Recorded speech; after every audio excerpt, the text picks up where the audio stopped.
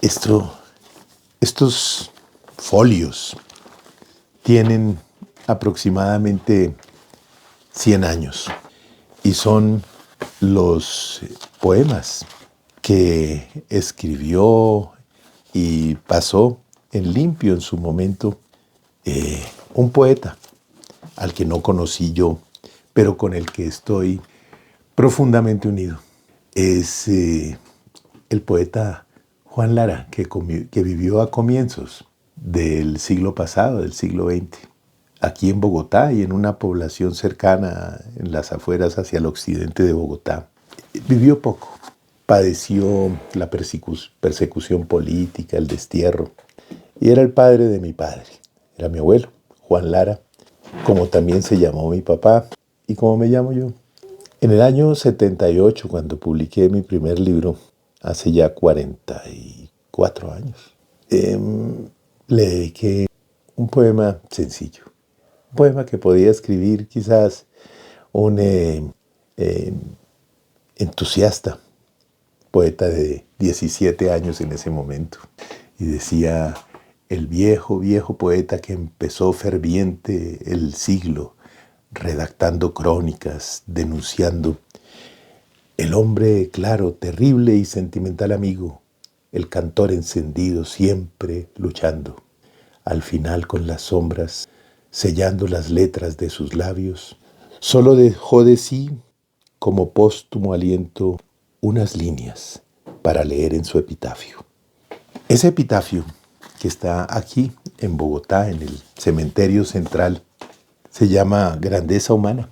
Yo se lo escuché a mi padre en esos paseos que hacíamos por esos camposantos, porque él le gustaba llevarme por ahí a mostrarme lo que decían las inscripciones en los sepulcros, a contarme de pronto lo que él recordaba, que él había nacido con el siglo. Mi papá había nacido en 1913 y tenía muchas historias.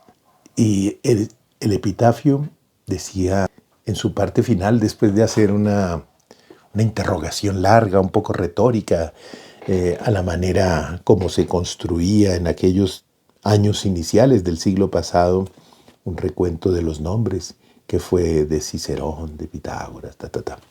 En la última parte dice: pirámides de libros y de nombres, ese es el hombre y toda su grandeza.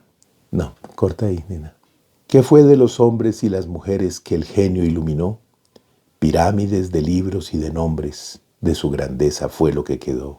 Ese es el hombre y toda su grandeza, que cree en sí mismo que cual un Dios encierra. El hombre vivo, cuño de tristeza, y luego muerto, podredumbre y tierra.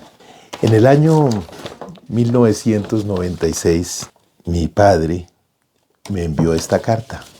Aquí está, con su firma y la de la persona que le hacía de amanuense. Este texto, que es 4 de enero del 96. Mi querido Juan, te envío todo el archivo que rescaté de mi padre y te lo envío para que lo revises y escojas los que creas conveniente y o saques en limpio. Te lo envío tal como lo tenía. Entonces, imagínese, yo no sé qué peripecias tuvo que haber pasado mi papá para conservar estos textos tan extraños que yo sigo mirando, que mi hermana, ya muerta hace varios años, también pasó en limpio y me envió un archivo. ¿Qué tuvo que hacer él para guardar durante tantos años estos poemas? Él, que era un hombre, mi padre, un hombre pragmático, un hombre de acción, como lo fue él, tenía en el fondo de su corazón una enorme sensibilidad poética, un gran sentimiento de orfandad, mucha sensibilidad, aunque no pareciera. El amante de la música, del tango, del arte, de todo. De todo.